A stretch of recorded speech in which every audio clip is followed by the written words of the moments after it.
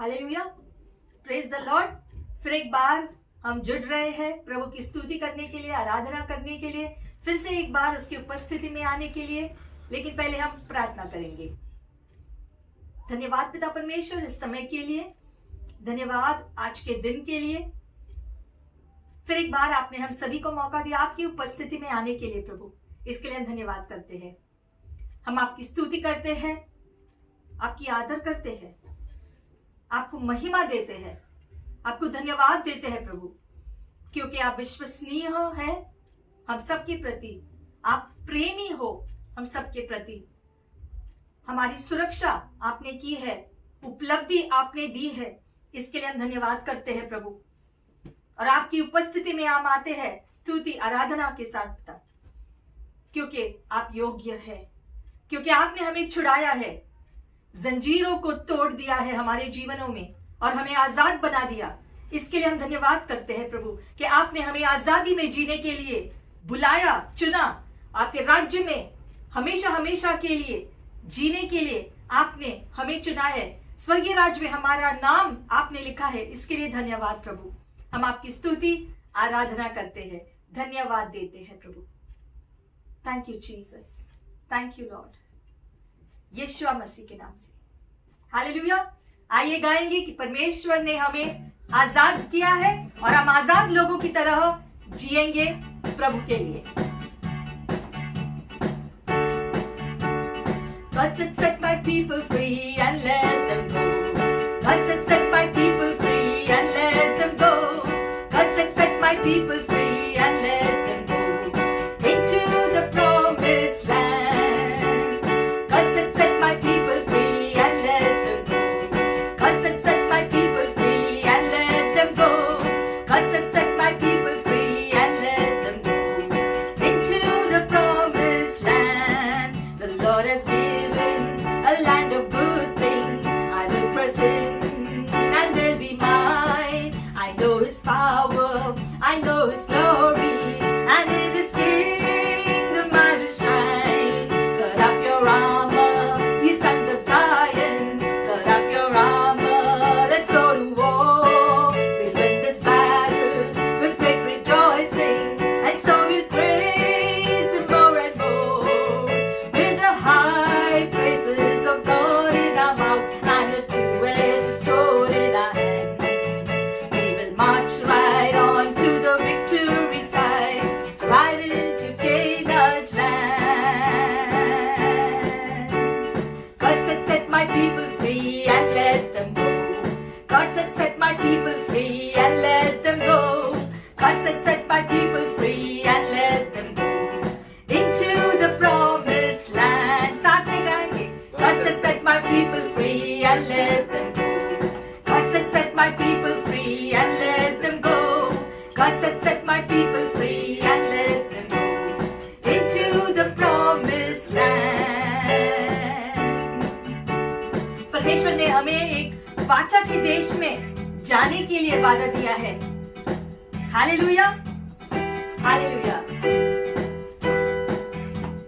Hallelujah. स्तुति करेंगे हम, यीशु की स्तुति करेंगे। हालेलुया, स्तुति करेंगे हम, यीशु की स्तुति करेंगे। Hallelujah, hallelujah, hallelujah, hallelujah, hallelujah, hallelujah, hallelujah, hallelujah.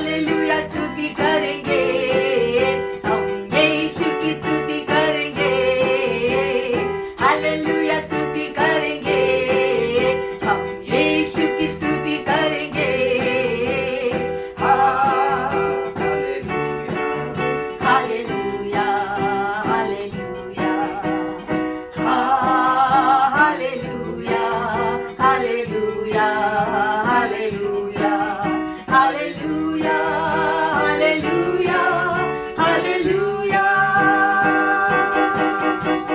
क्रूस पर जीवन दिया और रक्त भी बहाया क्रूस पर जीवन दिया और रक्त भी बहाया पाप को मिटा के पवित्र करके मुक्ति भी दिया है पाप को मिटा के पवित्र करके मुक्ति भी दिया है हालेलुया स्तुति करेंगे हम यीशु की स्तुति करेंगे हालेलुया स्तुति करेंगे हम यीशु की स्तुति करेंगे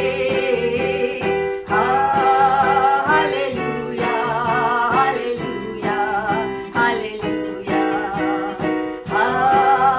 hallelujah hallelujah hallelujah hallelujah hallelujah hallelujah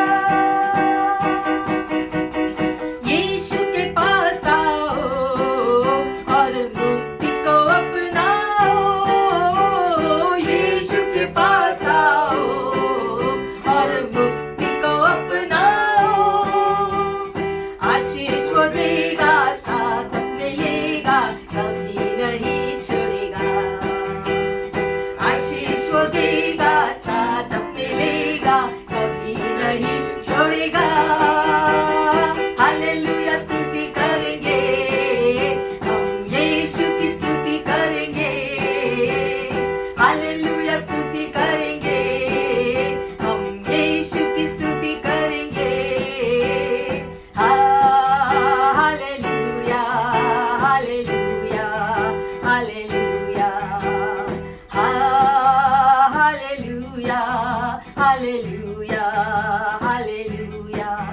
hallelujah hallelujah hallelujah hallelujah hallelujah hallelujah ओ जय जयकार करे ओ जय जयकार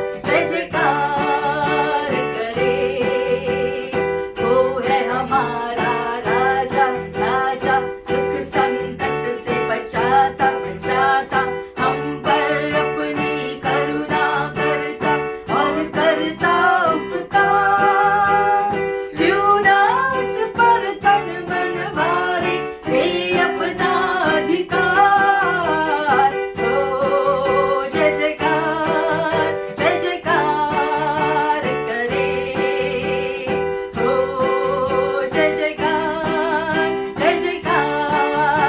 करे स्वर्ग है उसका सिंहासन सिंहासन पृथ्वी बनी है पदासन पदासन आकाश उसकी महिमा बताए हस्तकला को दिखाए सारी सृष्टि उसकी रचना उसका ही है प्रताप ओ जय जयकार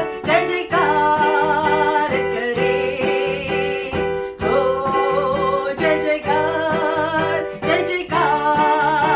करे उस पर जिसका भरोसा भरोसा वो तो कभी न गिरेगा गिरेगा चाहे बीमारी चाहे गरीबी चाहे हो आकार सब संकट से सब कष्टों से हो जाएगा पार ओ जय जयकार करे ओ जय जयकार करे ओ जय जयकार करे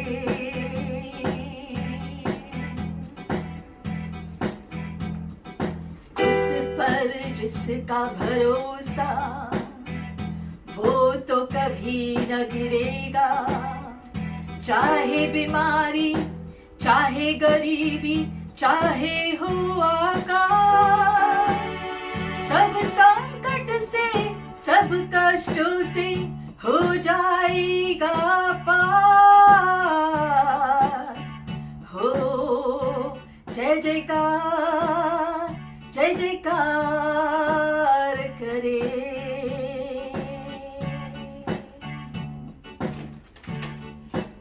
हाँ प्रभु, हम जानते हैं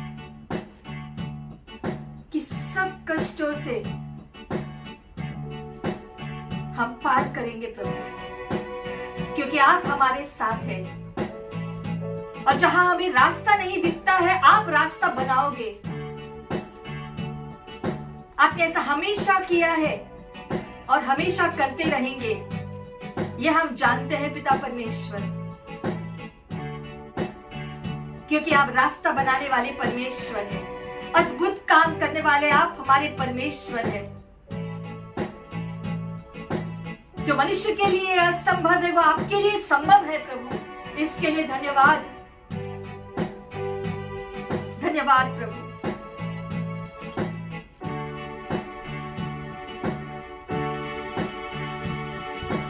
God will make a way where there seems to be no way.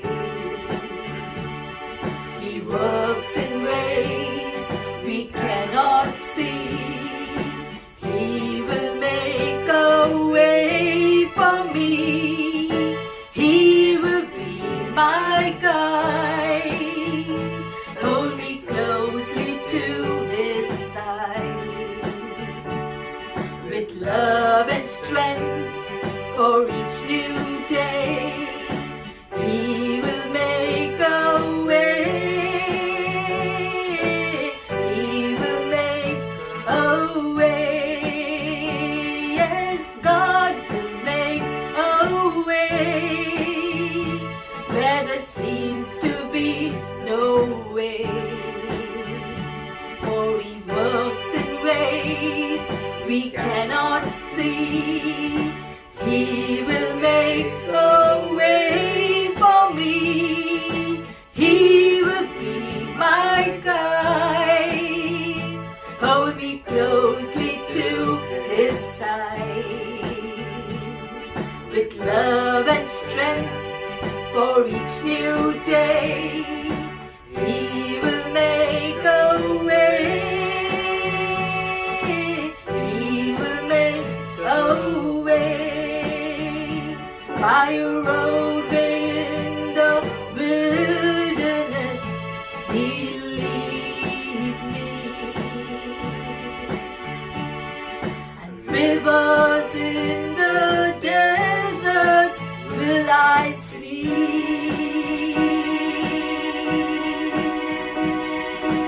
Heaven and earth will fade, but his word will still remain. And he will do something new today. Yes, Lord. God will make a way where there seems to be no way. He works in ways we cannot see. He will make a way for me. He will be my guide and hold me closely to his side. With love and strength for each new day, he will make a way. He will make a way. Yes, he will make a way. Yes, he will make a way.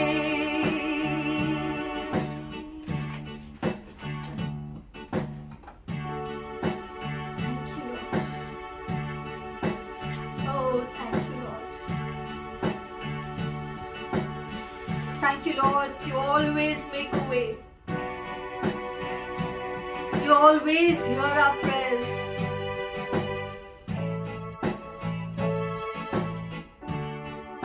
Even before we ask, you know everything and you provide. Such is your love for us, our Lord and our God.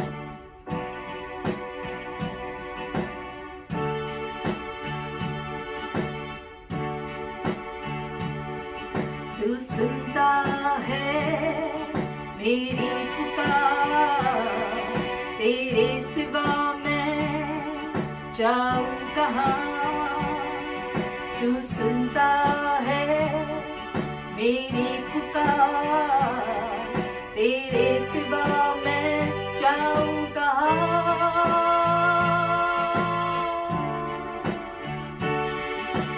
जब कभी तेरी ओर देखा मैंने, देख कर मुझको मुस्कुराया तूने। जब कभी तेरी ओर देखा मैंने, देख कर मुझको मुस्कुराया तूने। तू सुनता है मेरी पुकार, तेरे सिवा मैं जाऊं कहाँ। तू सुनता है मेरी पुकार, तेरे सिवा मैं जाऊं कहाँ। मैं हूँ यहाँ, मैं हूँ यहाँ, मैं हूँ यहाँ तेरे लिए। मैं हूँ यहाँ, मैं हूँ यहाँ, मैं हूँ यहाँ तेरे लिए।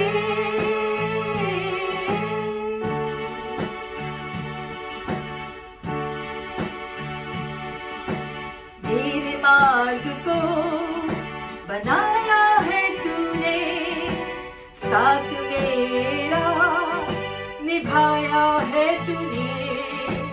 मेरे मार्ग को बनाया है तूने, साथ मेरा निभाया है तूने।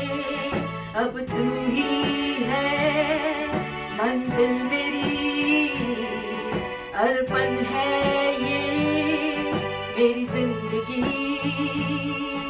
अब तू ही है मंजिल मेरी, तेरे सिवा मैं जाऊं कहाँ। मैं हूँ यहाँ, मैं हूँ यहाँ, मैं हूँ यहाँ तेरे लिए। मैं हूँ यहाँ, मैं हूँ यहाँ, मैं हूँ यहाँ तेरे लिए।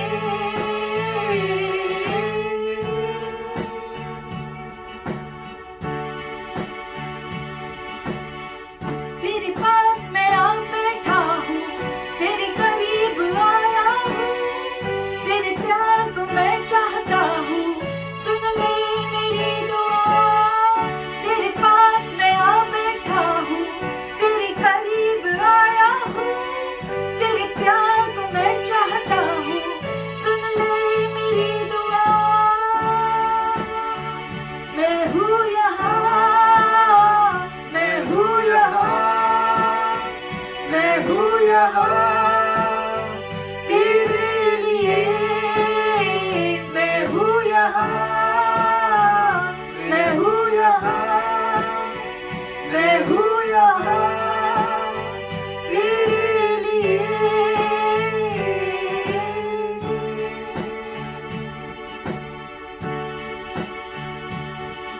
तू सुनता है मेरी पुकार, तेरे सिवा मैं जाऊं कहाँ।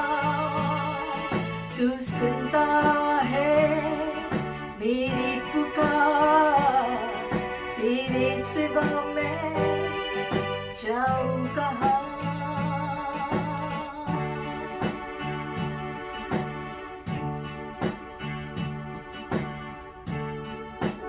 हाँ प्रभु, तेरे सिवा हम कहाँ जाए।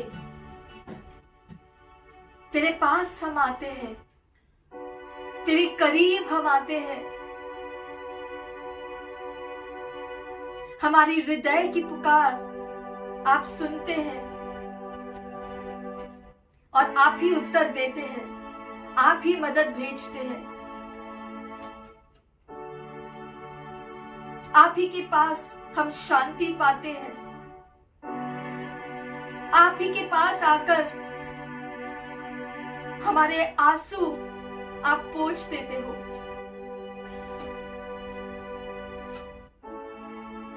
हमें छू लो प्रभु इस समय, हमारा मन छू लो, नया बना दो। हमारा हृदय छू लो प्रभु, नया बना दो।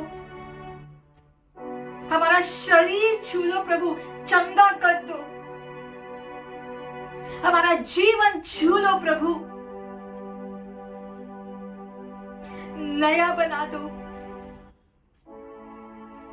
आपका सामर्थ प्रभु हम सबके जीवन में कार्य करे। आपकी सामर्थ से हम सभी को छू लो और आपकी प्रेम से और आपकी सामर्थ से हमें भर दो इस समय प्रभु, ताकि आज से अभी से हम आपके लिए जिए, आपकी महिमा के लिए जिए और हम जो कुछ भी करें आपकी महिमा के लिए हो प्रभु। हमें और हमारे परिवार को आप आशीषित करो प्रभु। हमारे घरों को आपकी उपस्थिति से भर दो।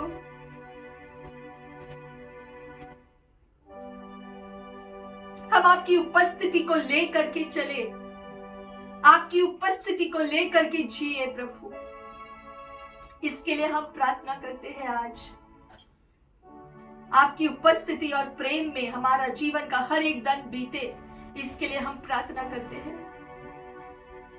आपकी ये महान उपस्थिति, प्रेम भरा उपस्थिति, सामर्थ से भरा उपस्थिति,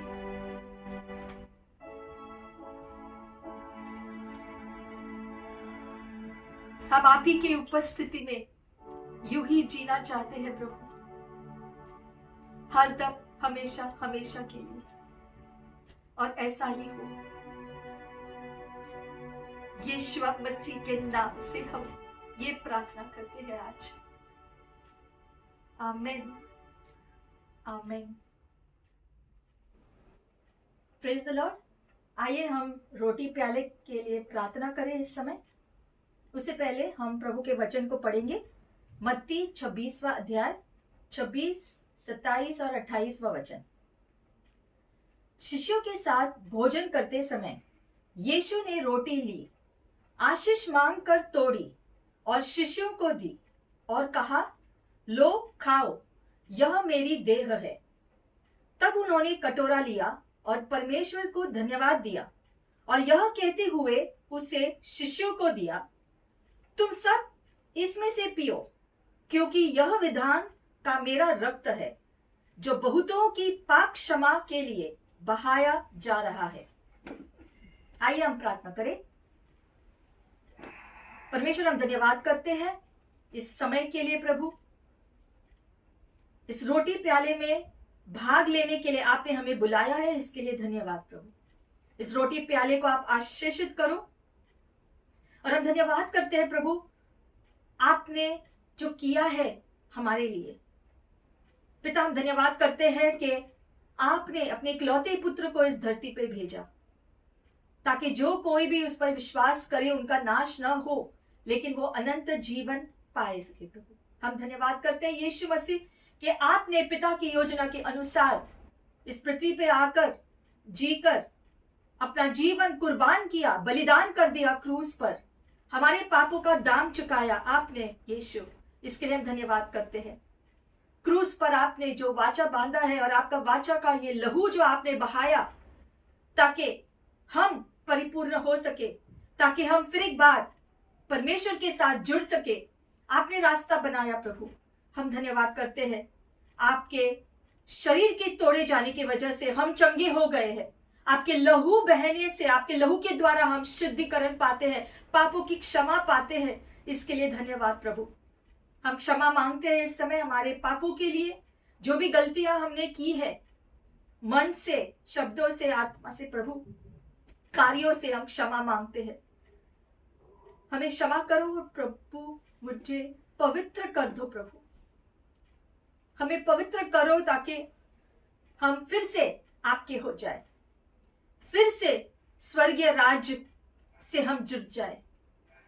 हम धन्यवाद करते हैं प्रभु आपके शरीर और आपके लहू के लिए। इस रोटी प्याले को जिसमें हम भाग लेते हैं, इन रोटी प्याले को आप आशीषित करो और इससे भाग लेते समय हम चंगाई पाए और आपके लहू के द्वारा हम शुद्ध किए जाए, पवित्र किए जाए, फिर से हम आपके साथ मिल जाए। पिता, ये प्रार्थना यीशु मसीह के नाम से हम करते हैं। आमेन, आमेन। क्रूस ही तेरा निशान, आगे बढ़ जवान, पीछे न हटना कभी, यीशु है तेरी चट्टान, क्रूस ही तेरा निशान, आगे बढ़े जवान, पीछे न हटना कभी, यीशु ही तेरी चट्टान, तेरे ही खातिर आया जगत में, तुझको बचाने को, तेरे ही खातिर आया जगत में, तुझको बचाने को,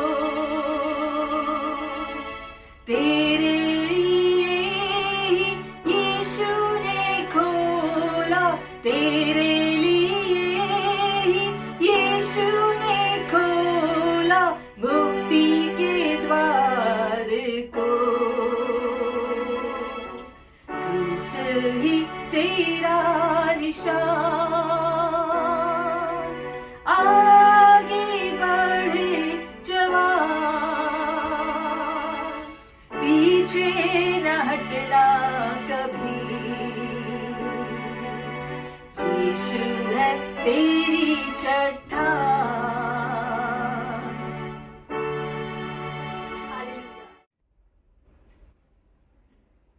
Let us pray for the tithes and offerings. Let us read the scripture, Philippians 4:19. The Bible says, "And my God shall supply all your needs according to his riches in glory by Christ Jesus. Now to our God and Father be glory forever and ever. Amen." So as we see, that as we give unto God, God will always send you with baskets full. As you put your time into prayer, you put your energy into serving God, you give in the kingdom of God for the extension, God will always do his mighty work. And that's why the Bible said, he will supply all your needs according to his riches in glory. But everything is done by and through Christ Jesus. Let us pray. Father God, we come before you. We come with our gifts. We come with our offerings. We come with our tithes. Lord, we thank you, Lord. We feel so honored.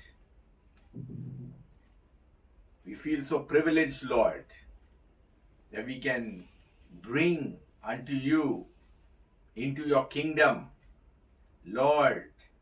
And today we bring not only our gifts and offering and our tithes, but we bring our very lives before you, Lord. We submit everything into your Lordship, everything near, dear, connected to us, Lord, also. We bring it to you, Lord. We offer everything unto you, Lord, knowing you are a good God. You are a blesser. You are the promiser. You are the promise keeper, Lord. Lord, and your word says that when we give unto you, Lord, you give much more, Lord. Lord, and today, Lord, we thank you, Lord, for you are doing your mighty work in our lives, Lord. And we thank you, Father, my God, that we will see, Lord, even in the hardest of hard times, Lord, we know, Lord, that you will take care of your children. You will take care of your beloved. You will protect us. You will provide for us. And Lord, your bountiful of blessings will be upon our life, Father. Lord, we want to give you all glory. We want to give you all the honor. And we want to give you all the praise. In Jesus' matchless name we pray. Amen.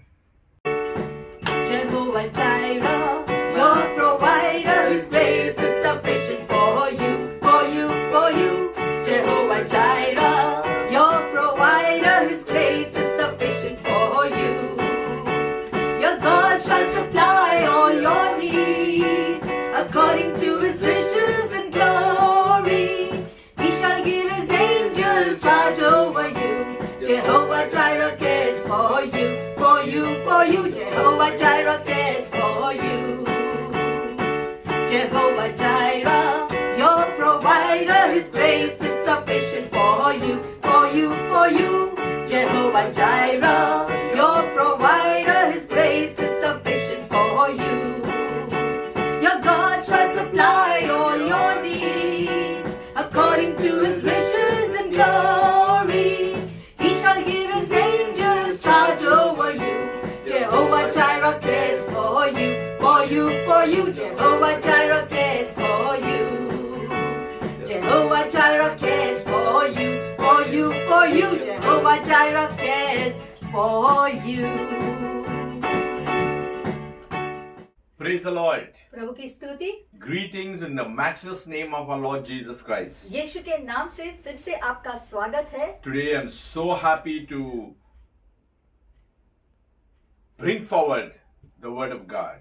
फिर एक बार परमेश्वर का वचन आपके पास लाने के लिए हम आनंदित हैं। And there is a big reason to that. और उसका भी एक कारण है। You know, last Sunday we spoke about the body of Christ. पिछले हफ्ते हमने सीखा था जो मसीह के देह के बारे में। And those who are following Christ, who have believed in Him as Lord and Savior, is the Church of Jesus Christ. और जिन्होंने यीशु पे विश्वास किया है, यीशु को अपना उद्धारकर्ता माना है, वो कलीसिया से जुड़ गए हैं। And they are the body of Christ. और वो लोग जो है वो मसीही लोग मसीहा का देह कहलाते हैं। But today my message is the bride of Christ. आज हमारा शीर्षक है मसीह का दुल्हन। So we'll understand what is the bride of Christ. तो मसीह की दुल्हन क्या है? You know, we need to understand few things as we go along. और जैसे जैसे हम आगे जो बढ़ेंगे कुछ बातें हम जो समझेंगे। And we ask God to anoint His word so that we will gain insight and understanding. और हम परमेश्वर से मांगते हैं कि आज का वचन वो अभिषेक करे ताकि हमें उसके वचन की जो समझ मिल जाए। And the more we dig into the word of God, the richness, the jewels of heaven would come into our spirit man. और जितना हम परमेश्वर के वचन को सीखेंगे उसका धन जो है आत्मिक धन हमारे हृदय में आकर बस जाए। May God bless each one of you as you hear His word. आज फिर एक बार परमेश्वर के वचन को जैसे हम सुनेंगे, प्रभु हम सभी को आशीषित करे। In Jesus' name. यीशु मसीह के नाम से। Our God is a faithful God. हमारा प्रभु विश्वसनीय परमेश्वर है। We need to understand His covenant relationship in the Old Testament with His people. और पुराने नियम में जो परमेश्वर ने अपने लोगों के साथ जो वाचा जो बांधा था उसके साथ जो रिश्ता हमारा है वो हमें समझना जरूरी है। Many people are mixed. They are confused. They think the bride of Christ is Israel. बहुत लोग सोचते हैं कि मसीह की दुल्हन इज़राइल है, लेकिन ऐसा नहीं है। We need to understand. Let me take you to a little background. In the Old Testament, it is God who initiated a relationship with man. हम जानते हैं कि पुराने नियम में परमेश्वर ने मनुष्य के साथ अपना रिश्ता फिर से कायम करने के लिए जो कदम लिया। We know that Adam was created and put into the Eden. हम जानते हैं कि आदम की सृष्टि की गई थी और उसे ईदन के बगीचे में डाला गया था। But due to disobedience and rebellion, he was banished, he and Eve. लेकिन अनाज्ञाकारी होने की वजह से आदम और उसकी पत्नी हवा को दोनों को जो है ईदन के बगीचे से बाहर डाला गया। But God never forgot mankind. लेकिन परमेश्वर मनुष्य को नहीं भूले। So God initiated a relationship once again. और इसलिए परमेश्वर ने फिर एक बार मनुष्य के साथ अपना रिश्ता जोड़ने के लिए कुछ किया। With his people, who it is called in the Old Testament the children of Israel. और वो जो प्राचीन जो परमेश्वर यहोवा पर विश्वास करते थे वो इज़राइली लोग थे। So a covenant, an agreement was established with Abraham. और इब्राहिम के द्वारा परमेश्वर ने अपना वाचा जो बांधा उनके साथ। Abraham was a pagan. हालांकि अब्राहम जो है वो एक गैर यहूदी था, But yet God chose him to put a start. There has to be a start somewhere. लेकिन परमेश्वर ने उसको चुना एक शुरुआत लाने के लिए। And he confirmed this through his son Isaac. और इसक उसका जो बेटे के द्वारा उसने ये बात स्थायी किया। So we need to understand a covenant was established through Abraham. तो इब्राहिम के द्वारा एक जो वाचा परमेश्वर ने बांधा, Through Isaac it was confirmed. और इसक के द्वारा उसकी पूर्ति हुई। And it was reaffirmed through Isaac's son who is named Jacob. और इसक का जो बेटा जो याकूब है उसके द्वारा जो है वो जो वाचा और जो उसका पूर्णता स्थायी हुई। Who is Jacob? Jacob is renamed Israel, who we see today. तो याकूब कौन है? याकूब माने कि इज़राइल जैसे हम आज जानते हैं। So Jacob's descendants are Israel. तो जेकब की पीढ़ी जो है इज़राइल कहलाई गई। That means his descendants. यानी कि जेकब की जो पीढ़ी थी उनको इज़राइल कह के नाम दिया गया। So God made a contract with Abraham. तो अब्राहम के साथ परमेश्वर ने जैसे एक कॉन्ट्रैक्ट की स्थापना की। That you see in the Old Testament, they say the God of Abraham, Isaac and Jacob. There's a reason. इसलिए पुराने नियम को लेकर के दुनिया में मशहूर है कि यहोवा परमेश्वर अब्राहम, इसहाक और याकूब का परमेश्वर है और इसका भी एक कारण है। Today we are in the New Testament. हालांकि आज हम नए नियम के अनुसार जी रहे हैं। Today we have Christ. आज हमारे पास मसीहा है। So we do not say the God of Abraham, Isaac and Jacob. इसलिए आज हम इस प्रकार से नहीं कहते हैं कि यहोवा अब्राहम, इसहाक और याकूब का परमेश्वर को हम बुलाते हैं। Because Jesus says, before Abraham was, I was. क्योंकि यीशु ने खुद कहा कि इब्राहिम से पहले मैं अस्तित्व में था। So we have a direct relationship with God's Son, that is Jesus himself. और इसीलिए परमेश्वर के साथ हमारा सीधा रिश्ता है यीशु मसीह के द्वारा। We may not know Abraham, Isaac or Jacob. शायद हम जो है इब्राहिम, इसहाक और याकूब को नहीं जानते। We may not be in their bloodline, or we may not be descendants of Abraham, Isaac and Jacob. और हो सकता है हम उनकी पीढ़ी के नहीं है, उनकी जाति के नहीं है। But because of Jesus, लेकिन यीशु मसीह के द्वारा the good news, अच्छी खबर ये है we are grafted in. हमें उनके साथ मिलाया गया। And that's why all the blessings that were given to Abraham and the descendants, we also have it in Christ Jesus. और इसीलिए यीशु मसीह के द्वारा इब्राहिम को दिए गए सारे वादे आज हमारे भी हुए हैं। So there was a contract between God and his people at the old times. तो पुराने नियम के अनुसार परमेश्वर ने अपने लोगों के साथ वाचा बांधा। And in doing so, they were instructed to consecrate themselves. और परमेश्वर ने उनसे चाहा कि वो अपने आप को पूरी रीति से यहोवा परमेश्वर के सामने समर्पण कर ले। God did mighty things in the Old Testament through his prophets. और अपने नबियों के द्वारा परमेश्वर ने महान चमत्कार भी किए उनके बीच। If you know the story about Moses And what happened in the wilderness? Great things happened. मूसा के द्वारा हम जानते हैं कि परमेश्वर ने निर्जन प्रदेश में महान चमत्कार और कार्य किए। Through Joshua, they entered into the promised land. Joshua के द्वारा वो वाचा के प्रदेश में उन्होंने जो प्रवेश किया। There was Elijah, there was Elisha, there was Daniel, there were so many other prophets. और डैनियल जो है, एलीशा था, एलाइजा था, बहुत सारे जो नबी पुरानी नियम में हमको जो पढ़ने मिलते हैं। But if you see the history, लेकिन जब हम इतिहास देखते हैं, the people of Israel frequently broke vows, broke the contract with God. हमें ये समझ में आता है कि बार बार इजराइल के लोगों ने जो है परमेश्वर यहोवा के साथ अपना जो वाचा बार बार तोड़ा, They walked away from God. क्योंकि वो परमेश्वर से बार बार दूर जाते गए, They ran serving other gods, बार बार दूसरे देवताओं के पीछे भागने लगे, running after their own interests. बार बार अपने रुचि के अनुसार यहाँ वहाँ भटकने लगे, They wanted to live their own independent life, और वो अपनी मर्जी से अपना जीवन जीना चाहते थे, not according to the statutes of God. और परमेश्वर जैसा चाहते हैं उसके अनुसार जीना नहीं चाहते थे। But whenever they betrayed, लेकिन जब भी उन्होंने ऐसा बलवा किया, they were in rebellion in God with God. परमेश्वर के विरोध में उन्होंने बलवा किया। There's a time when God said, "Come, let us reason together. Let's talk." काफी बार परमेश्वर ने इजराइल से कहा, आओ हम चर्चा करें, आओ हम जो बात करें, कहाँ गड़बड़ी हुई है। In fact, he says, "Return to me, O house of Israel.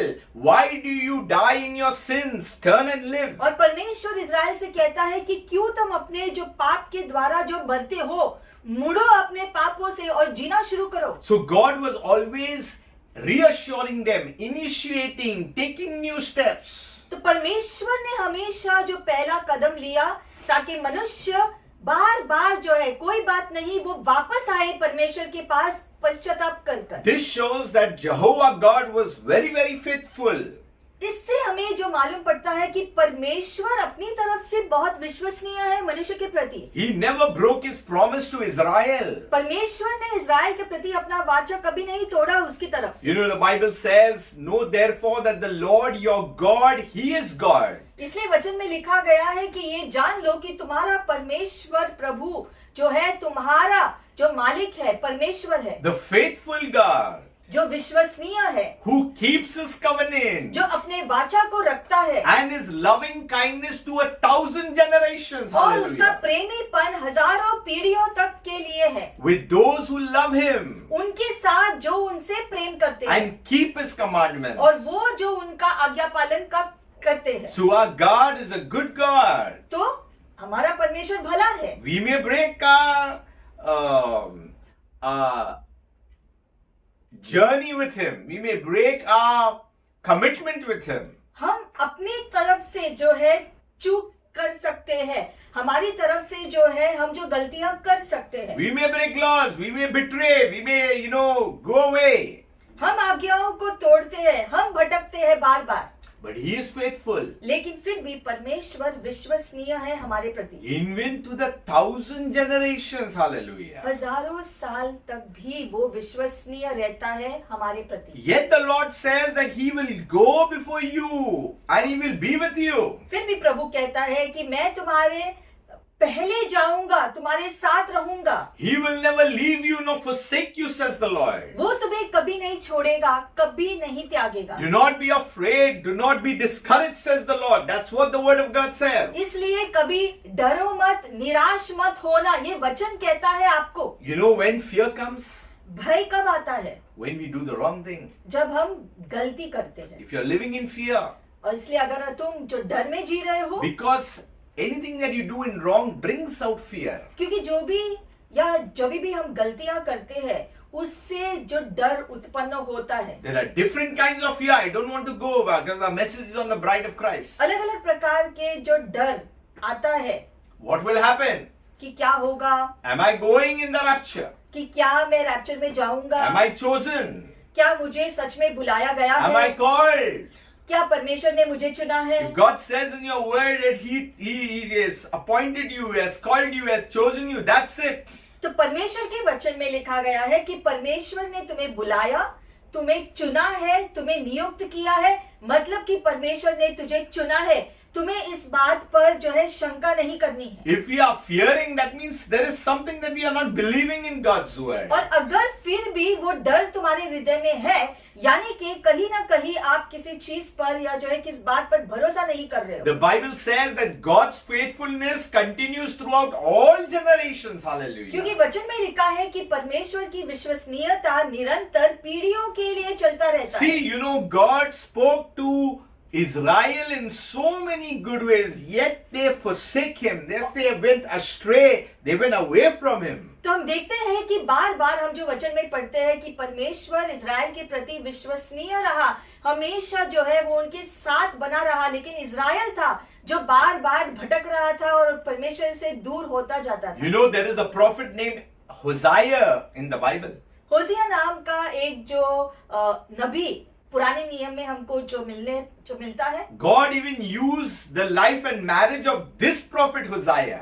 परमेश्वर ने होसिया का जीवन और उसके विवाह का भी इस्तेमाल किया उसका कार्य करने के लिए, Sending out a message to the people of Israel. और इज़राइल के लोगों को उसके द्वारा एक संदेशा भी दिया Regarding their unfaithfulness. हालांकि इज़राइल जो है अविश्वसनीय रहा परमेश्वर के प्रति। Was something wrong with Hosea? तो क्या होसिया के जीवन में कोई गड़बड़ी थी? Not at all.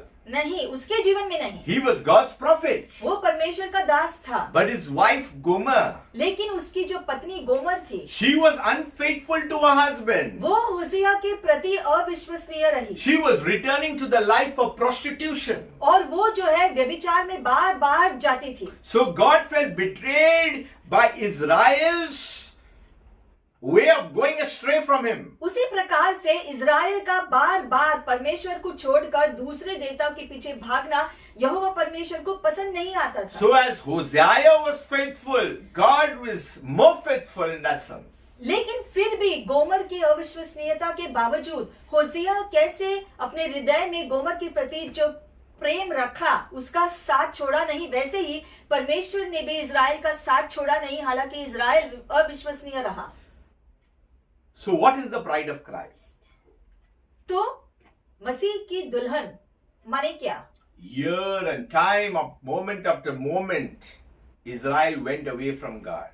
जैसे हमने देखा कि बार बार इज़राइल परमेश्वर से हमेशा दूर जाता रहा, And then Christ came.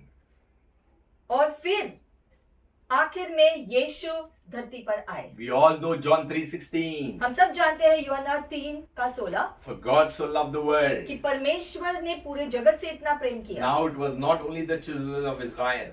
और अब सिर्फ जो है इस वचन के द्वारा हम जानते हैं सिर्फ इज़राइल के प्रति परमेश्वर नहीं कह रहा है, लेकिन पूरे विश्व भर के लोगों के प्रति कह रहा है। God was speaking to every Jew and every Gentile all over the world. तो परमेश्वर इस वचन से के द्वारा जो है यहूदियों से और गैर यहूदियों से, इज़राइल से भी और दूसरे लोगों से भी यूं कहता है। Everything was open for everybody now. क्योंकि अब परमेश्वर ने सभी लोगों के लिए दरवाजा खोल दिया उद्धार पाने के लिए। Because now a prophet did not come. क्योंकि अब कोई जो मनुष्य के द्वारा कोई जो नबी नहीं आया, An angel from heaven did not come. कोई स्वर्ग से दूत नहीं आया, But the Son of God came. लेकिन परमेश्वर का पुत्र खुद आया। The Son of God, Jesus Christ came. परमेश्वर का पुत्र यीशु मसीह पृथ्वी पर आया खुद, The only begotten Son of God. परमेश्वर का इकलौता पुत्र, So that man shall not perish, ताकि मनुष्य का नाश न हो, but have eternal life.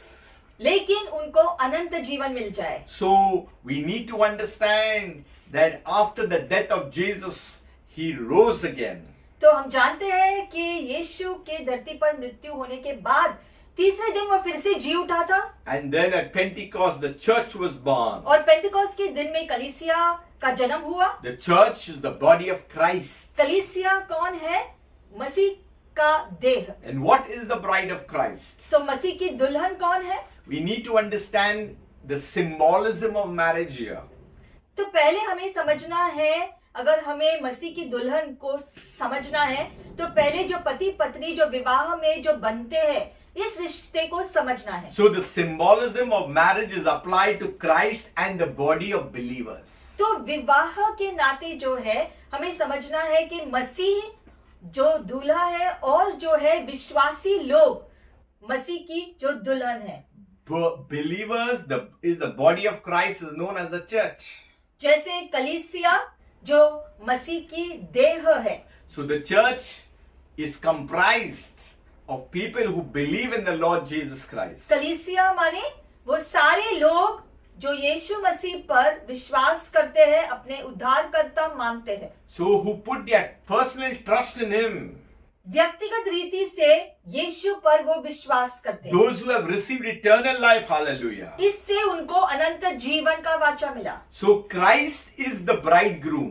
तो मसीह दूल्हा है And He has chosen the church to be His bride. और मसीहा ने चुना कि कलीसिया उसकी दुल्हन बन जाए। Ephesians chapter 5 verse 25 onwards. इफिसियों 5वां अध्याय 25वें वचन से, Husbands, love your wives, just as Christ also loved the church and gave Himself for her. पतियों, आप अपनी पत्नी से उसी तरह प्रेम रखें जिस तरह मसीह ने कलीसिया से प्रेम किया, उन्होंने उसके लिए अपने को अर्पित किया। There are two relationships here. यहाँ पर दो रिश्ते दिखाई देते हैं। One is God is speaking to the husband एक है जो परमेश्वर जो पति से कहता है to love your wives, कि वो अपनी पत्नी से प्रेम करे, comparing it to something great. और जो है उसको जो है उदाहरण के तौर पर जो है एक उदाहरण जो दिया है जिससे वो सीख सके, Comparing to Christ, how He loved the church. और जो पति से कहा कि तुम्हें इस प्रकार से प्रेम करना है जैसे यीशु मसीह ने अपनी कलीसिया से प्रेम किया, And gave Himself for her, hallelujah. और मसीहा ने अपने आप को अर्पित कर दिया, कुर्बान कर दिया अपने दुल्हन के लिए। So you see here, Christ is the bridegroom and the church is the bride. तो यहाँ मसीहा दूल्हा है और कलीसिया दुल्हन है। What was the reason? So that He might sanctify and cleanse her with the washing of water by the word. किस कारण के लिए? जिससे वह उसे वचन तथा जल के स्नान द्वारा शुद्ध कर पवित्र बना सके, That He might present her to Himself a glorious church. Hallelujah. You see that interchanging what has happened? क्योंकि वह एक ऐसी कलीसिया अपने सामने उपस्थित करना चाहते थे। So the church is the body of Christ, yet it is the bride of Christ. तो यहाँ जो है हम देखते हैं कि कलीसिया जो है जो महिमा से भरी हुई है, ऐसी कलीसिया मसीहा का देह ही नहीं लेकिन मसीहा की दुल्हन भी है। But what is the church? How it should be? तो ये कलीसिया किस प्रकार से होनी चाहिए? Not having spot or wrinkle or Because- any such thing, but that she should be holy and without blemish. कलीसिया को किस प्रकार से होना है? जिसमें न दाग हो, न झुर्री और न कोई दूसरा दोष, वरन जो पवित्र और निष्कलंक हो। How is it possible? ऐसे कैसे संभव है? You know, the Bible says that we are cleansed and washed by the blood of Jesus. वचन में लिखा गया है कि यीशु के लहू के द्वारा हम शुद्धिकरण पाते हैं। We who believe in Christ, हम जो यीशु पर विश्वास करते we हैं, are justified. प्रभु ने हमें शुद्ध कर दिया We are sanctified. That means we are set apart. और परमेश्वर ने इस कारण से हमको अलग कर दिया उसके लिए। And now we have the robes of righteousness. और अब धार्मिकता के वस्त्र हमको पहनाए गए। So it's not because of our works, but it's by His grace that we can come before His throne. तो हमारे कार्यों की वजह से नहीं, लेकिन उसके अनुग्रह की वजह से, परमेश्वर के अनुग्रह की वजह से आज हम परमेश्वर के सामने, उसके सिंहासन के सामने आ सकते हैं। Not having spot or wrinkle because God is beautifying His bride. Hallelujah. कोई दाग धब्बा या झुर्रिया के बिना, क्योंकि यीशु अपनी दुल्हन को शुद्ध करता जाता है। I mean in individual or in a corporate way. व्यक्तिगत रीति से भी वो शुद्धिकरण करता है और सामाजिक रीति से भी वो शुद्धिकरण करता है। That's why the Bible says, work out your own salvation with fear and trembling. इसलिए वचन में लिखा गया है कि अपने उद्धार के प्रति जो है, जो डर कर कांपते हुए कार्यशील रहना। You cannot blame someone else. इसलिए आप किसी और को दोष नहीं दे सकते। On that day when God comes and He'll hold people accountable, you cannot blame someone else. क्योंकि न्याय के दिन आप किसी और पर अपनी गलतियों का दोष नहीं जो लगा सकते हैं, जो आपने किया है उसका लेखा आपको खुद देना पड़ेगा। You cannot say, I was misled.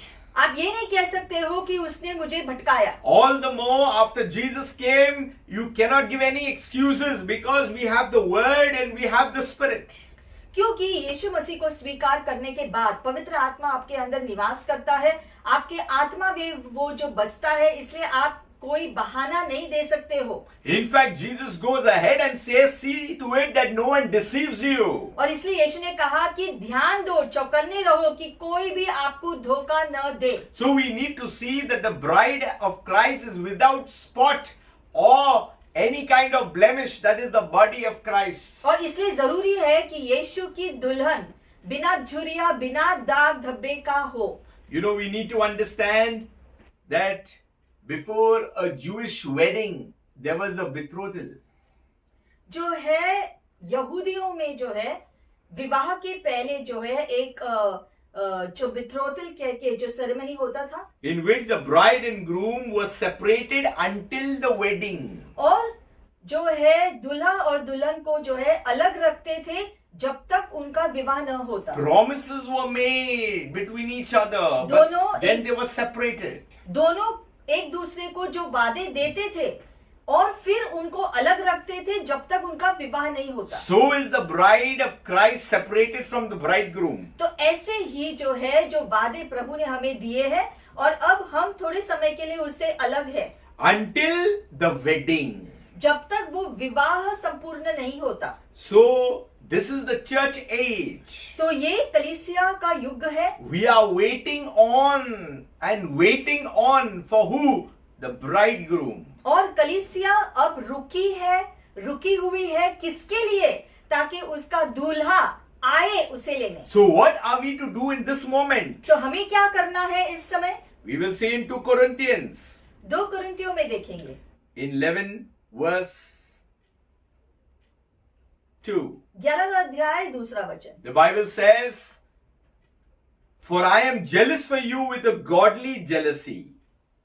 For I have betrothed you to one husband, that I may present you as a chaste virgin to Christ.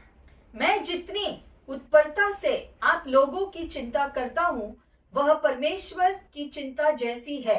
मैंने आपके एकमात्र दूल्हे मसीह के साथ आपकी सुगाई संपन्न की, जिससे मैं आपको पवित्र कुंवारी की तरह उनके सामने प्रस्तुत कर सकूं। That means during this betrothal period, we are to be remain faithful to Him. तो तब तक जो है हमें विश्वसनीय रहना है। Don't keep the world as your priority. दुनिया को पहला स्थान नहीं देना है। Don't keep the richness of things as your priority. चीजों का धन को प्राथमिकता नहीं देनी है। Don't keep any kind of relationship before Christ.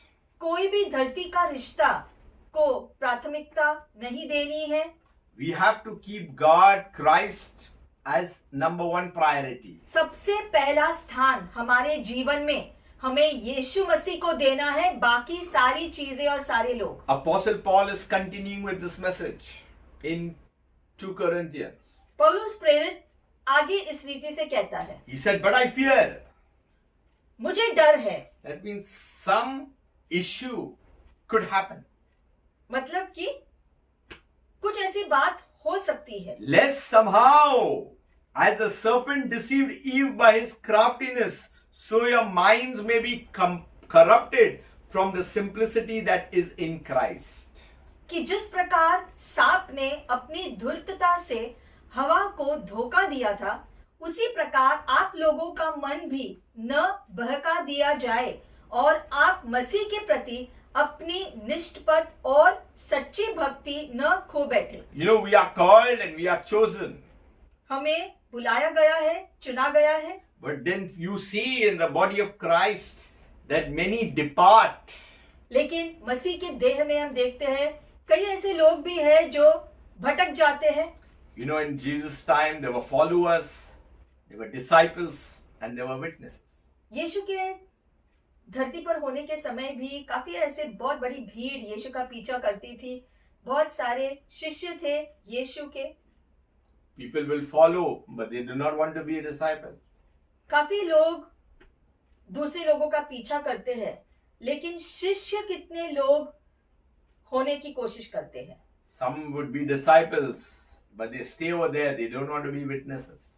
कुछ लोग शिष्य हो पाते हैं, लेकिन फिर आगे चलकर गवाही देने के लिए सक्षम नहीं होते, When they come, they are tested, they just fall short of it. क्योंकि जब परीक्षा आती है तो वो हार जाते हैं. And that's why Apostle Paul is saying the serpent had deceived Eve. और इसलिए लिखा गया है कि सांप ने हवा को धोखा दिया. He is bringing the garden of issue right now into this letter to the Corinthian church. वो याद दिला रहा है कुरिन्थियों कलीसिया को कि किस रीति से शैतान लोगों को भरमाता है. So don't be confident in yourselves. That's what he's trying to tell. और इसलिए खुद पर इतना जो है विश्वास भी नहीं रखना है, Because your mind may be corrupted. क्योंकि हो सकता है कि जो मन में जो है जो मन भ्रष्ट हो सके. I've seen in the ministry that people's mind got corrupted and they fell.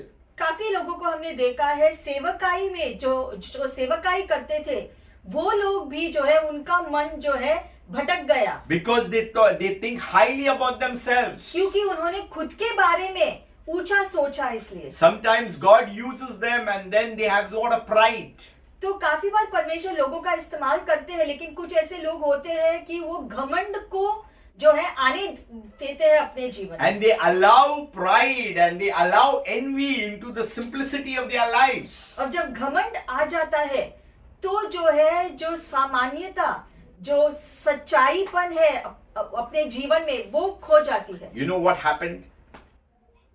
When a person gets deceived, it means their mind gets corrupted. जब किसी भी व्यक्ति धोखा खाता है, क्यों धोखा खाता है? क्योंकि उसका मन जो है भटक जाता है. See, in a computer, when a hard disk is corrupted, जैसे एक जो कंप्यूटर का डिस्क जो है वो नष्ट हो जाता है, you got so many files. और उसमें काफी आपके जो फाइल्स थे, You can try all what you want, but when it is corrupted, there is only one thing you can do, is format. और जब ऐसा जो है कोई जो फाइल जो नष्ट होता है उसे ठीक कराने के लिए फिर जो है आपको कुछ करना होता है. The file will go, but the hard drive can be preserved. तो जो है क्या करना होता है, तो उसे पूरा साफ करना होता है, तो ही फिर जो है उसका इस्तेमाल आप कर सकते हैं. So when you format it, it becomes like new. तो जब आप उसे पूरा जो डिलीट करते हो, निकाल देते हो सारी चीजें जो खराब है, तब वो नई जैसी हो जाती है. Everything gets erased. क्योंकि सारा जो है अनचाही बातें निकल जाती है. Everything and now it becomes new.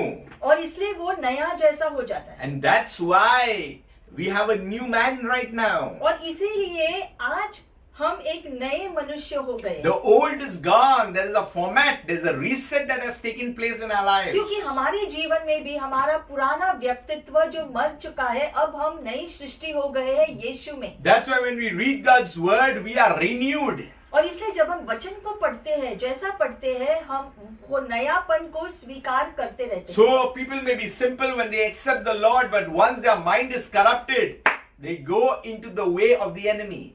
और इसलिए हो सकता है कि कई लोग शुरू में जो है अच्छी रीति से प्रभु का पीछा कर रहे हैं, लेकिन अगर बीच में उनका मन भरमाया गया तो वो परमेश्वर से के रास्ते से भटककर कहीं और जाते हैं. There is an attack on the church of Jesus Christ. और आज भी हम देखते हैं कलीसिया के ऊपर शैतान जो है निरंतर आक्रमण करता It रहता didn't है. happen now. It's kept on happening from the time it started. और ये अभी से नहीं हो रहा है, शुरू से ही ऐसा होता आ रहा है. So Apostle Paul says, for if he who comes preaches another Jesus whom we have not preached, or if you have received a different spirit which you have not received, or a different gospel which you have not accepted, you may well put up with it.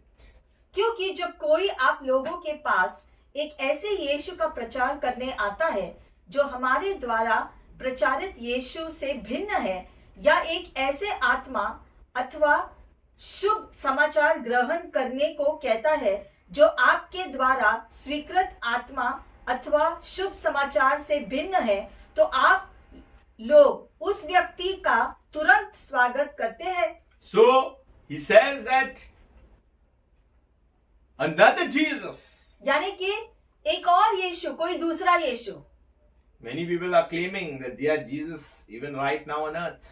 आज भी धरती पर हम जानते हैं कि विश्व भर में ऐसे कई जगह है जहाँ पर कई लोग खुद को यीशु बुलाते हैं। The warning has already been given, a different gospel. उसके बारे में ऑलरेडी जो वचन में लिखा गया है कि ऐसे लोग आएंगे विश्व भर में जो कहेंगे कि मैं यीशु हूँ, और काफी लोग उनका पीछा भी करेंगे। What is the different gospel?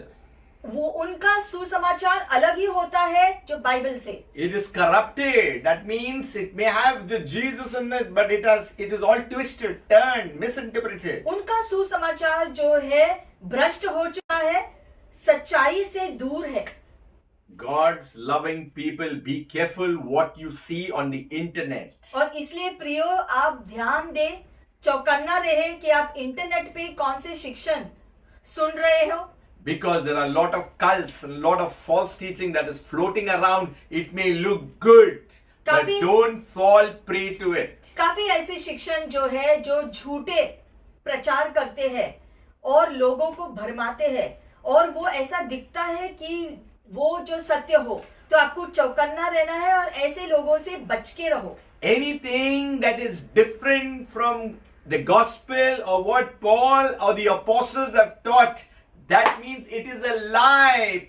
Don't hear those people. अगर आपको कोई भी सुसमाचार सुनने को मिला जो पौलुस ने या जो बाइबल में नहीं लिखा गया है, जो अलग प्रचार करता है कोई, तो आपको ऐसे प्रचार को नहीं सुनना है। Don't try to be confident in yourself. Oh, I'll handle it. You know, Eve was deceived. This is what it is saying. खुद पे जो है, खुद पे भरोसा इतना नहीं करो कि अरे मैं संभाल लूंगा, क्योंकि हवा ने भी ऐसा ही कुछ किया और देखो क्या हुआ। So you need to understand that you try to be overconfident and then this is a problem. Better not to hear and waste your time.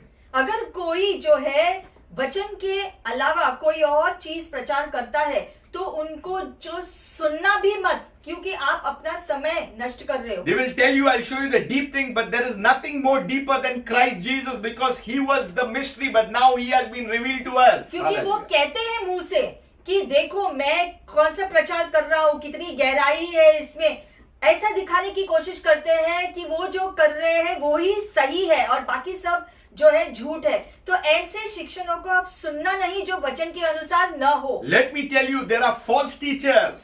काफी ऐसे झूठे शिक्षक उभरे हैं अलग अलग जगह पर। They will distort the whole word. और जो वचन को तोड़ मरोड़ कर जो है प्रचार करते हैं। They will do a mixing. गलत और जो सत्य को मिलाकर प्रचार करते हैं। So that's why this is a betrothal period where we have to be faithful to God. The enemy is trying to put traps to snatch us away. ये समय जो है हमें लेना है ताकि हम चौकन्ने रहे, जैसे हम इंतजार कर रहे हैं अपने दूल्हे के आने के लिए, क्योंकि जैसे हम इंतजार कर रहे हैं दूसरी तरफ शैतान भी इस कोशिश में है कि यीशु मसीह की जो है दुल्हन में जुड़े हुए मसीही लोगों को वो भटका सके ताकि यीशु के आने पर वो तैयार नहीं रहे। See in Ephesians 5:24. एफिसियों 5वां अध्याय। Therefore, just as the church is subject to Christ, so wives be to their own husbands in everything. 24वां वचन, जिस तरह कलीसिया मसीह के अधीन रहती है उसी तरह पत्नी को भी सब बातों में अपने पति के अधीन रहना चाहिए। That means faithfulness. यानी कि विश्वसनीय रहना चाहिए। Yet it is talking about wives to their husband, but the broader thing is church to Christ. तो यहाँ पर लिखा गया है कि पत्नियों को पति के अधीन में रहना है, इसीलिए जो है इस बात पर जो है वो उदाहरण दे रहे हैं कैसे कलीसिया को भी विश्वसनीय रीति से रहना है, अधीन में रहना है मसीहा के। If the wives have to be subject to their husband in everything, how much more the church has to be subjected to Christ? तो अगर पत्नियों को हर बात में जो पति के अधीन में रहना है, तो और कितना जो है कलीसिया को मसीहा के अधीन में रहने की जरूरत है। At the rapture, the church will be united with the bridegroom. Rapture में हम जानते हैं कि दुल्हन अपने दूल्हे के साथ मिल जाएगी। So we need to understand that. And the official wedding ceremony will take place. और फिर वो विवाह दूल्हा और दुल्हन के बीच में संपन्न होगा। And with it, the eternal union of Christ and his bride will come together. और फिर जो अनंत रिश्ता पति और पत्नी के बीच जैसे दूल्हा और दुल्हन के बीच संपन्न होगा। See, the body is the bride of Christ.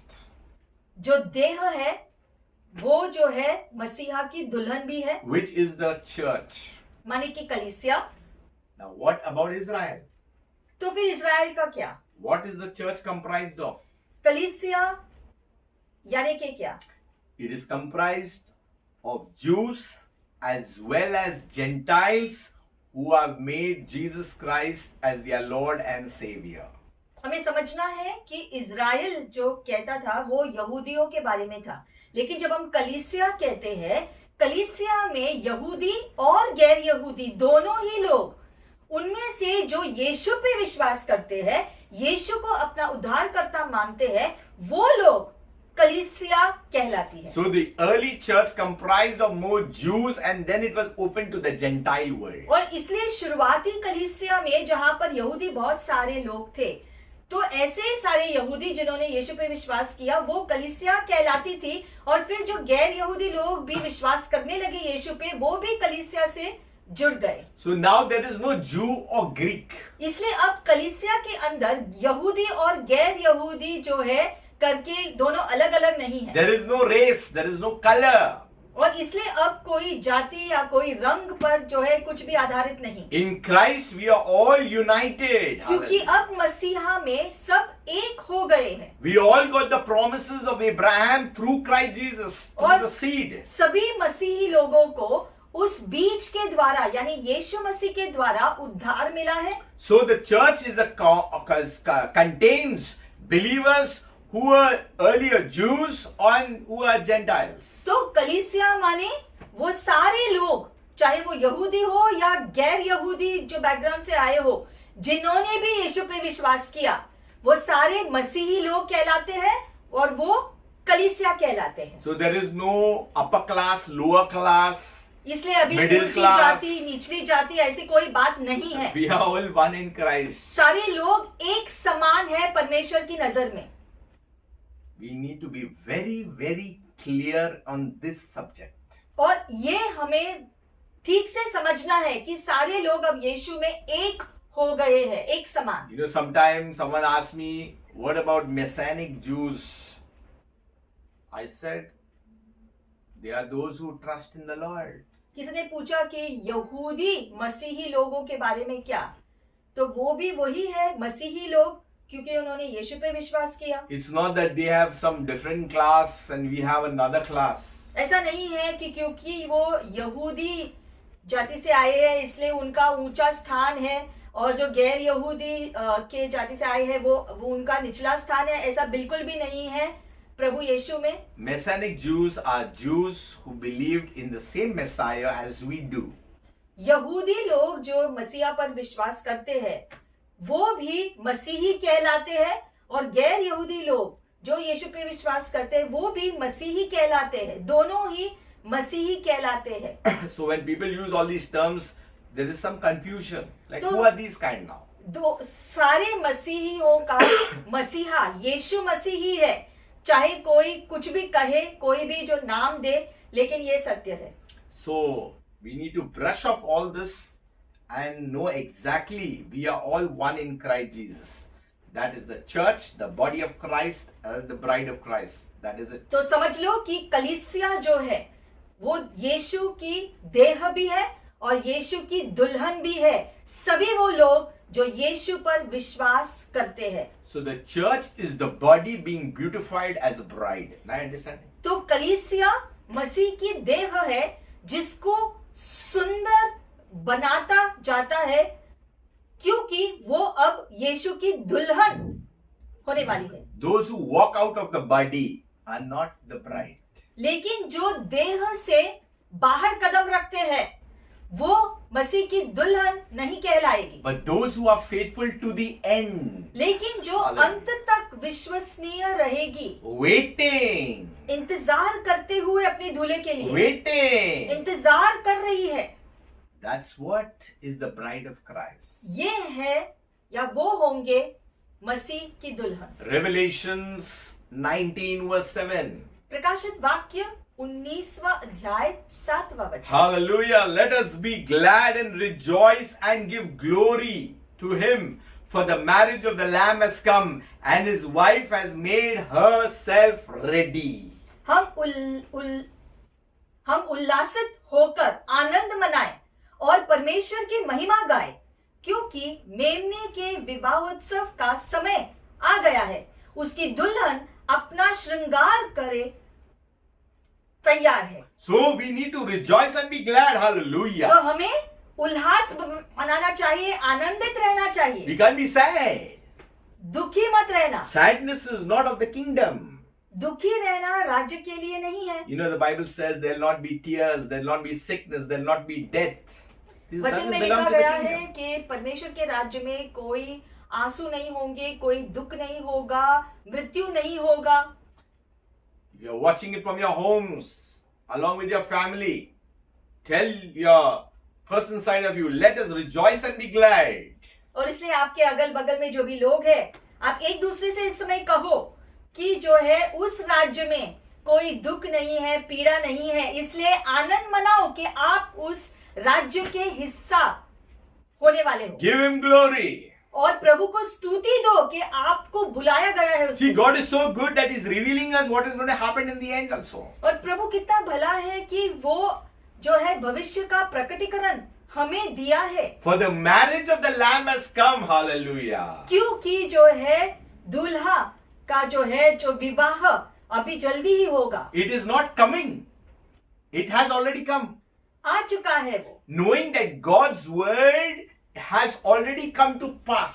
विवाह संपन्न हुआ है एक रीति से, क्योंकि जो परमेश्वर का वचन ऑलरेडी कह चुका है वो पूरा हो गया है। Only thing it will happen in its time. सिर्फ सही समय पर उसकी पूर्ति होगी। And his wife has made herself ready. क्योंकि Hallelujah. दुल्हन ने अपने आप को तैयार रखा है, जो सच्ची दुल्हन है उसने अपने आप को तैयार करके रखा हुआ है। The betrothal time is to be ready. और जो बित्रोतल का समय, जो सगाई का जो समय है, उसके द्वारा भी जो है दुल्हन ने अपने आप को तैयार किया है। What is the church? Individual believers. It's a spiritual building. कलीसिया यानी एक आत्मिक इमारत, कोई ईंट पत्थर का बना इमारत नहीं। Many people think that the church is closed.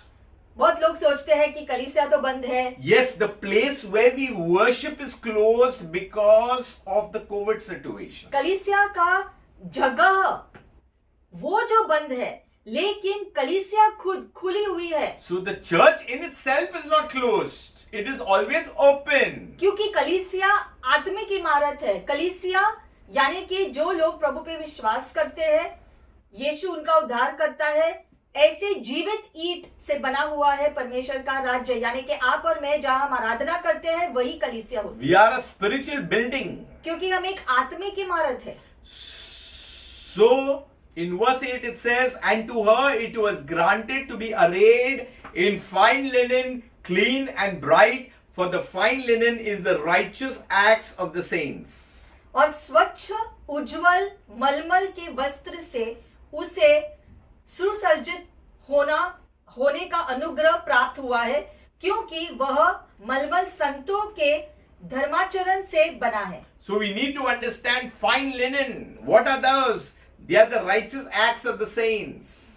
तो ये जो मलमल किस बात के बारे में लिखा गया है कि जो संतों ने जो धर्मी काम किए हैं उसके बारे में। So then he said to me, write, blessed are those who are called to the marriage supper of the Lamb.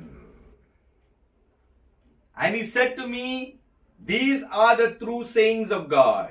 स्वर्गदूत ने मुझसे कहा, यह लिखो, धन्य है वे जो मेमने की विवाह भोज में निमंत्रित है। और उसने मुझसे यह भी कहा, ये परमेश्वर के सत्य वचन है। Blessed are those who are called. धन्य है वे लोग जिनको बुलाया गया। Called where? कहाँ के लिए बुलाया गया? To the marriage supper of the Lamb. मेमने के विवाह में शरीक होने के लिए। Wow. कितनी अच्छी बात है, Beautiful. कितनी सुंदर बात है। That's what we were waiting for. इसी का तो हम इंतजार कर रहे हैं And that's what will happen. और यही होगा। Let us wait on the Lord. इसलिए हम प्रभु में रुके रहे। But waiting to do what? रुक कर क्या करें? Prepare ourselves. खुद को तैयार रखे। What are the righteous acts of the saints? धर्मी काम करते हुए, यानी कि क्या? You know, the Bible says our righteous acts are like filthy rags. वचन में लिखा गया है कि हमारे खुद के धर्मी काम मैले चित्रों की समान। So what are the righteous acts of the saints? तो ये धर्मी काम जो संतों का है वो क्या है? It's the Great Commission. यानी कि हम जो सुसमाचार हमें बांटना है वो It's preaching the good news of Jesus Christ, the Lord of Lords and the King of Kings. यीशु मसीहा का सुसमाचार हम दूसरों को भी जो बताए वो है। We may have all the pains and aches in our body or whatever issues, but Jesus Christ is Lord, is that what we proclaim. हो सकता है हमारे शरीर में दुख और दर्द हो, लेकिन ये जरूरी है कि हमारी आत्मा, हमारा प्राण यीशु मसीह का प्रचार करता जाए, दूसरे लोगों को आशा का किरण दिखाए। So the good news is you are called to the marriage supper of the तो Lamb. अच्छी खबर ये है कि आपको मेमने के विवाह में बुलाया गया। Man cannot call you. मनुष्य आपको इस चीज के लिए नहीं बुला सकता है, Angels cannot call you. ना ही स्वर्गदूत आपको आमंत्रण दे सकते It is हैं। God Himself who calls you. परमेश्वर ने खुद आपको बुलाया है इसमें शरीक होने। It's the bridegroom who has called you, has chosen you. और दूल्हे ने खुद तुम्हें चुना है। And it says that these are the true sayings of God. That means it has come from the counsel of God. और ये सारी बातें जो है परमेश्वर के द्वारा आपको दी गई है। So God is a good तो God. प्रभु भला है, God is a loving Prabhu God. प्रेमी है। You know, Revelations 21 says, प्रकाशित 21 में लिखा गया है, Now I saw a new heaven and a new earth. For the first heaven and the first earth had passed away, and there was no more sea. तब मैंने एक नया आकाश और एक नई पृथ्वी देखी। पुराना आकाश तथा पुरानी पृथ्वी दोनों लुप्त हो गए और समुद्र भी नहीं रहा। Then I, John, saw the holy city, New Jerusalem, coming down out of heaven from God, prepared as a bride adorned for her husband. मैंने पवित्र नगरी नवीन यरूशलेम को परमेश्वर के यहाँ से आकाश में उतरते देखा। वह अपने दूल्हे के लिए सजाई हुई दुल्हन की तरह अलंकृत थी। You know, in the eternal state, अनंत स्थिति में, you know, in the rapture, we will be caught up.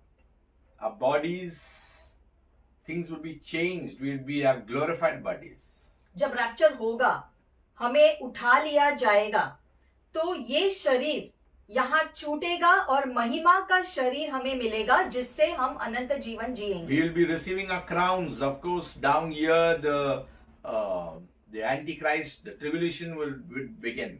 Rapture के तुरंत बाद जब हम स्वर्ग जाएंगे, वहां पर मसीही लोगों को उनका इनाम मिलेगा, उनका जो मुकुट उनको मिलेगा। लेकिन वो जो 7 साल जब वो स्वर्ग में रहेंगे, धरती पर वही 7 साल जो छूट गए हैं, उनको महान सता झेलना पड़ेगा। So, what is this New Jerusalem? तो ये नया यरूशलेम क्या है? Coming out of heaven. वो स्वर्ग से उतरेगा, ऐसा लिखा है। Prepared as a bride adorned for a husband. और उसकी तैयारी एक दुल्हन के समान होगी जो अपने दूल्हे का इंतजार कर रहा There is a है। misconception of many who interpret it wrongly. अब कई लोग इसके बारे में भी जो है एक अलग ही जो है जो गलत सोच रखते हैं। New Jerusalem is a city. नया यरूशलेम ये एक शहर होगा। And it says prepared as a bride. So they think that New Jerusalem is the bride. और वो सोचते हैं कि ये नया यरूशलेम दुल्हन है मसीहा की। We try to understand this in the eternal state.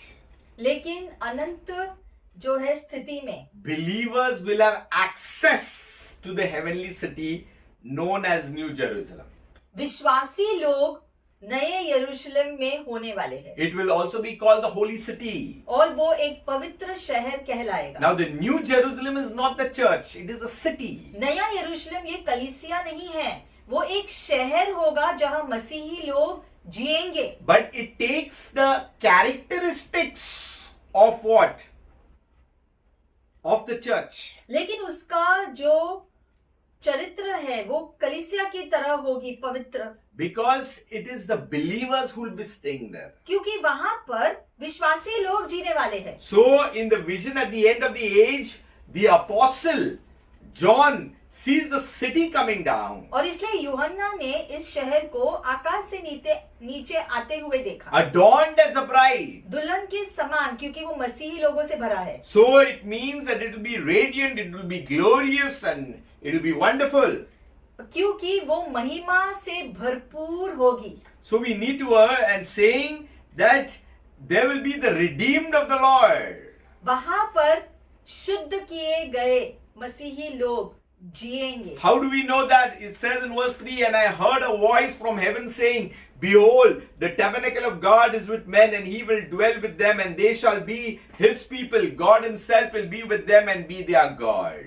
क्योंकि तीसरे वचन में लिखा है, तब मुझे सिंहासन से एक गंभीर वाणी यह कहते सुनाई पड़ी, देखो, यह है मनुष्यों के बीच परमेश्वर का निवास, वह उसके बीच निवास करेगा, वे उसकी प्रजा होंगे और परमेश्वर स्वयं उनके बीच रहकर उनका अपना परमेश्वर होगा। So the city is called a bride because it contains all those who are the saints, the chosen ones तो of वो God. शहर दुल्हन कहलाएगी क्योंकि वहां पर मसीही लोग जो दुल्हन बनके जो तैयार थी और फिर रैप्चर में गई, वो ही लोग नए यरूशलेम में जिएंगे। Because Christ never died for a city, he died for a people. तो यीशु किसी शहर के लिए अपने जान कुर्बान नहीं की, लोगों के लिए अपनी जान कुर्बान So की। that's why we, the people who trust in him, will be in that new Jerusalem. और इसलिए हम सारे लोग जो प्रभु पर विश्वास करते हैं, यीशु पे विश्वास करते हैं, हम उस शहर में रहेंगे। So believers in Christ Jesus are the bride of Christ.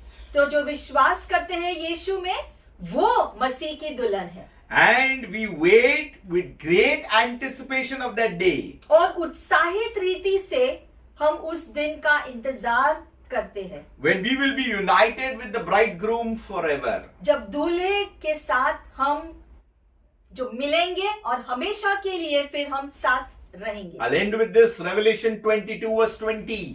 आखिर में प्रकाशित वाक्य 22वां अध्याय 20वां वचन। He who testifies to these things says, Surely I am coming quickly. Amen. Even so, come, Lord Jesus.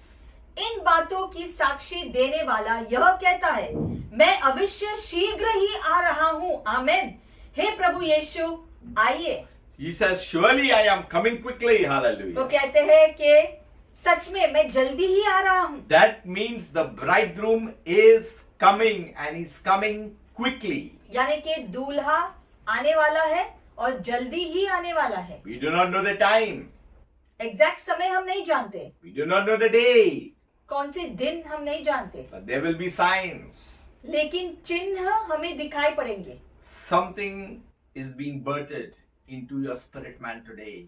Get closer to God. आपके आत्मा में परमेश्वर बात कर रहे हैं, आप परमेश्वर के करीब जाओ इस समय। If you have gone away from God, और अगर आप परमेश्वर से दूर गए हो, if you have done something that have grieved the Holy Spirit, या आपने ऐसा कुछ किया है जिससे पवित्र आत्मा को आपने दुखी कर दिया, before the time is up, you say, Lord, forgive me, wash me by your precious blood.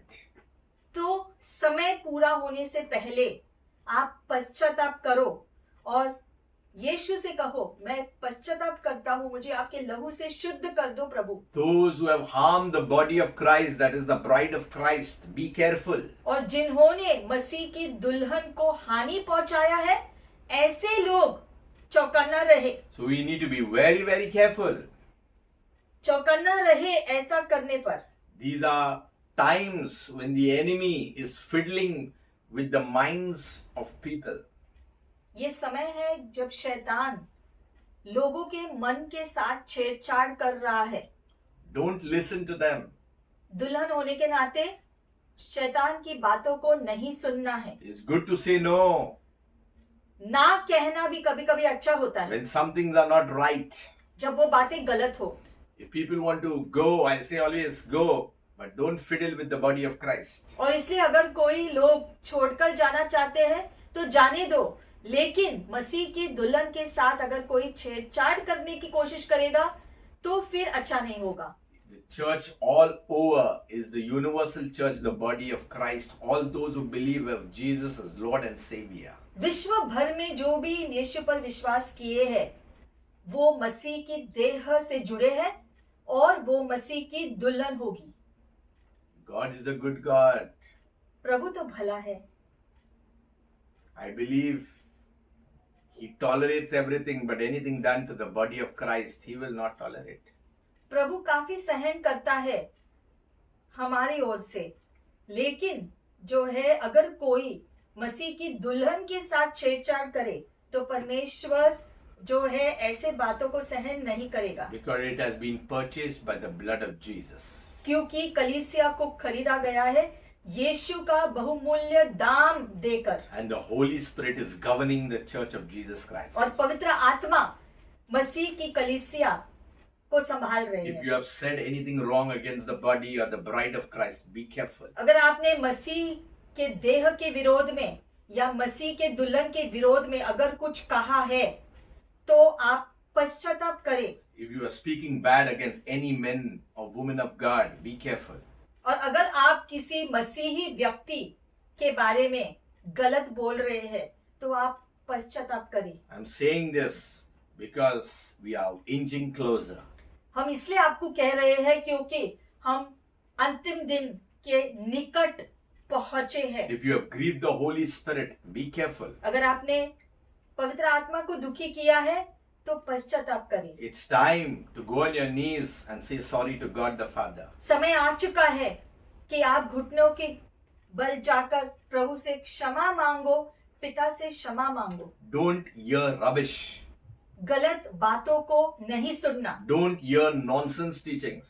गलत प्रचार को नहीं सुनना, They are all different gospels initiated from the pit of hell. क्योंकि वो भिन्न प्रचार है जो नरक से उत्पन्न हुए हैं. Verify, see God's word. सारी बातों को वचन के अनुसार तुलना कर कर जांचे, We are in end times. क्योंकि हम अंतिम दिनों में जी रहे हैं. Protect your spirit man आपकी आत्मा का रक्षण करो from the wiles of the enemy. इस दुनिया और शैतान के पंजों से बच के रहना, Fiery darts are being sent every time. क्योंकि शैतान पूरी कोशिश कर रहा है कलीसिया पर आक्रमण करने के So लिए, that the church would be deceived. ताकि कलीसिया को भटकाया जाए. But God has a better plan. लेकिन परमेश्वर की योजना सिद्ध है He is refining us. और वो हमारी शुद्धिकरण करता We रहता are है. being renewed. प्रभु हमें नया बनाता We are जाता being है, revived. हमें जो है फिर से जागृत We करता are है, being refreshed. फिर से वो ताजगी ले आता The है. goodness of God is coming upon your life right now. और इस समय भी परमेश्वर की भलाई आपके जीवन में वो भेज रहा है, Something good is happening into your soul. क्योंकि इस समय में आपके प्राण में कुछ अच्छा हो रहा है. God will work wonders in your life no matter whatever your age, you're young, you're middle age, you're old, whatever you think, God will work in your life. और चाहे आप कोई भी हो, स्त्री हो, पुरुष हो, या आपकी उम्र जो भी हो, आप कहीं से भी पे भी रहते हो, परमेश्वर आपसे प्रेम करते हैं और परमेश्वर ने आपके लिए योजना बनाई है. The age of miracles is not over. चमत्कार का समय खत्म नहीं You हुआ. are right now in the season of miracles. आप इस समय भी चमत्कार के युग में जी रहे हो, You are surrounded by the loving kindness of God. क्योंकि परमेश्वर का प्रेमीपन आज भी तुम्हें घेरे हुए है. You are the bride of Christ being ready. क्योंकि आप मसीह की दुल्हन है जो खुद को तैयार रख रही है. It is our responsibility to become ready. हमारी जिम्मेदारी है कि हम तैयार रहे. We got the salvation, उद्धार तो प्रभु ने हमें दिया, but now we got the sanctification, we got the justification, we got the favor of God. प्रभु ने अपना शुद्धिकरण का काम हमारे जीवन में किया है, हमें अलग किया है. प्रभु की कृपा और दृष्टि हम पर उसने रखी है. But Ephesians 6 says, be strong in the Lord and the power of His might. लेकिन एफिसियों 6 अध्याय में लिखा गया है कि आपको जो है जो बल से भरा हुआ होना चाहिए उसके शक्ति के अनुसार. Put on the armor of God. और जो प्रभु ने जो आपको जो शस्त्र दिए हैं उसका इस्तेमाल करो। Be strong. तो बलवान रहो, God is on your side. क्योंकि परमेश्वर आपके साथ है। If God is for you, who can be against you? और अगर परमेश्वर आपके साथ है तो आपका विरोधी कौन हो सकता है? Let us pray. आइए अब हम प्रार्थना करें। Father God, पिता परमेश्वर, we thank you for your wonderful word आपके वचन के लिए हम धन्यवाद करते that हैं, not only assures but reassures us. जो हमें आश्वासन देता है और फिर एक बार आश्वासन देता Thank है। you of this great salvation that you have given to mankind. उद्धार के लिए धन्यवाद जो आपने सारे मानव जाति के लिए उपलब्ध किया है, Through your Son Jesus Christ. यीशु मसीह के द्वारा। We thank you for your wonderful plan, Lord. आपकी अद्भुत योजनाओं के लिए धन्यवाद प्रभु। We thank you, Lord, for all the prophets of the old, Abraham, Isaac, Jacob, Moses, and all the others, Lord. सारे पुराने नबियों के लिए हम धन्यवाद करते हैं प्रभु। मूसा, इसहाक, दानियल, एलाइजा, एलीशा, सभी के लिए हम धन्यवाद करते हैं प्रभु। And we thank you for your only begotten Son, Jesus. और आपके बेटे यीशु मसीह के लिए भी हम धन्यवाद करते We हैं thank Prabhu. you, Lord, that you have chosen us, you have called us, and that we are grafted, Lord. आपने हमें बुलाया है, हमें चुना है, और जो है आपने हमें आपके राज्य में जोड़ दिया है। If you're hearing for this first time, और ये बातें अगर आप पहली बार सुन रहे हैं, accept Jesus Christ in your heart. तो यीशु को अपने हृदय में, अपने जीवन में ग्रहण करो। Make him your Lord and Savior. यीशु को अपना प्रभु बना लो, And you have entered into God's eternal family. और वो आपका उद्धारकर्ता बनेगा और आपको वो अपने अनंत परिवार में जोड़ देगा। When you accept Jesus, you are no more strangers. और जब तुम यीशु को स्वीकार करते हो, अब तुम स्वर्ग के लिए अनजान नहीं रहोगे। You are citizens of God. आप स्वर्ग के नागरिक हो जाओगे। And Father, we thank you, Lord, for the goodness upon our lives. और प्रभु, हम आपकी भलाई के लिए धन्यवाद करते हैं जो हमारे जीवन में आपने भेजा है। Thank you, Lord, that you have chosen us to be your bride, Lord, the church. आपने हमें चुना है प्रभु की दुल्हन होने के लिए।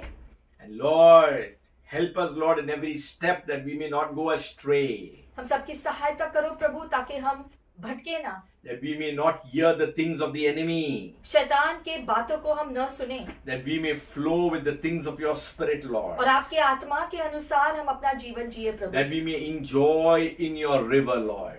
आपके जीवन जल के झरनों में हम बहते जाए। Lord, we thank you, Father, and we believe the wedding feast, Lord, the marriage of the Lamb has come. धन्यवाद के यीशु मसीह का विवाह आ गया है, But we stand for the timing that only comes from you. और उसकी पूर्ति का समय के लिए हम इंतजार करते हैं प्रभु। We wait on you, Lord. We draw strength that comes only from you. और उसके लिए हम जो बल स्वीकृत करते हैं जो सिर्फ आपसे आता है। We need your wisdom. We need your peace. We need all things of your kingdom into our lives. और इसके लिए आपकी बुद्धि और आपकी शांति और आपके स्वर्गीय आशीषों की हमें जरूरत है प्रभु हमारे जीवन में। Father, we thank you, Lord, हम धन्यवाद करते हैं प्रभु that we are all united in you. कि हम सभी एक हो गए हैं आप में प्रभु यीशु। As we wait and join our hearts for the coming King of Kings and the Lord of Lords. जैसे हम इकट्ठे होकर, एक होकर आपका इंतजार करते हैं प्रभु, We want to give you glory, honor, and praise.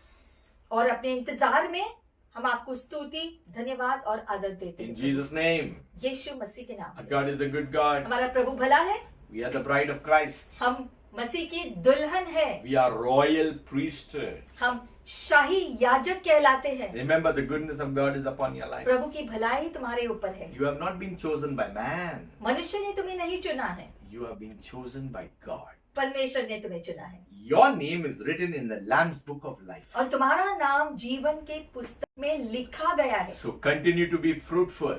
तो निरंतर फलदायी बने रहो, Multiply. बहुगुना होते जाओ, Increase.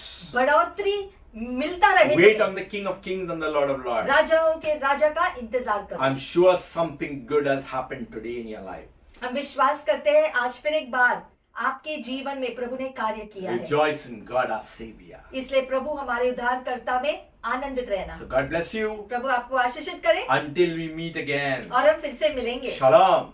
शालोम आपको।